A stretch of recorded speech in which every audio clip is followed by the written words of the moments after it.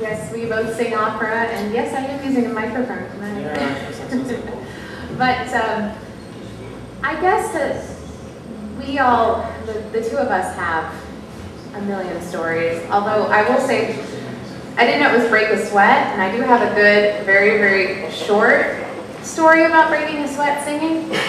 I was singing 7 years ago, maybe, in Arkansas, in the middle of summer, outside in a barn, with a costume that weighed 60 pounds, with makeup and hair and a mask. And I had to sing this beautiful song, and you're supposed to be dancing, and you have to dance the waltz, and you have to look like you're in love with your husband who's cheating on you, which is, really fun in and of itself. But you're not supposed to look like you're working. And I thought it was really interesting that the first two speakers were a dancer and a diver. Two athletes who are supposed to look really graceful no matter how difficult it is. And I think that's really the key of what singing is in general, and singing opera in particular, that it's supposed to look really simple. Like you just woke up one morning and decided to sing this aria. So I do my job, and I go out there and I look really, graceful, I think. And I come back downstairs to the dressing room, which was the only air-conditioned room in the entire complex. And I take off my mask because I have to, and my makeup has just fallen off my face. So I can't reapply the makeup. I have to take all the makeup off. I reapply all the makeup, and I'm halfway through my eyes when I hear, and this is my character's name, not my name, Rosalinda, you're on stage now. And I grab my cloak, which is because it's supposed to be cold outside. So I run up the stairs 2 at a time in my heels, and my poor co-star has been on stage for like 30 seconds, but if you've ever been on stage and you don't know what to do, it's like a lifetime.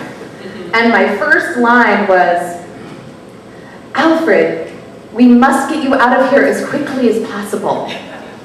So I've never been late ever again. I don't care how bad I look, but literally sweated everything off of my face. I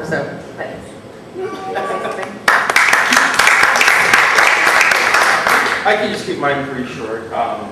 It's great listening to the dance and the diver and surrendering and those type of things. I started singing when I was 12 years old, and took lots and lots and lots of lessons. Went through college and thought, should I put food on the table or should I sing? Well, I chose putting food on the table, of course. And after 15 years later, I didn't like putting food on the table, and I have to go back to singing because it was my soul. Well, I'm 40 years old now, and I actually just got out of heart surgery 2 months ago, after 40 years, if you believe that. And all of a sudden it made sense. It is about surrender. It's surrendering to just letting yourself go. And today I was listening to some voice lessons, because I always have to go back and give myself an extra lesson every now and then. And I was listening to one of the CDs, and at the end of the lesson, my teacher said to me, he said, "You know what, Larry?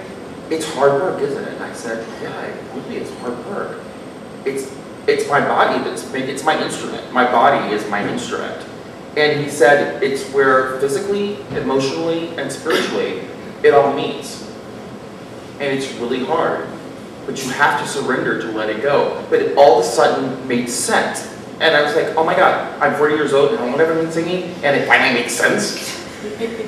That's why it's so hard, because if you're having a bad day, it reflects in your singing. I'm sure it reflects in your dancing. It reflects in your diving. So it reflects on our body. And singing, it's our instrument, and you have to surrender. We continuously surrender in life. You always have to. My whole thing about my stress and everything else has been like going to Larry.